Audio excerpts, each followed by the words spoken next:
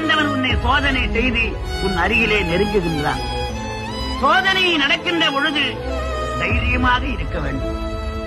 இன்னும் நான் சொல்வதை கவனமாக கேள். கருவிலே குழந்தை அமைகின்ற பொழுதே ஆண்டவன் தாய்க்கு பால் வாய்ப்பை கொடுக்கின்றான்.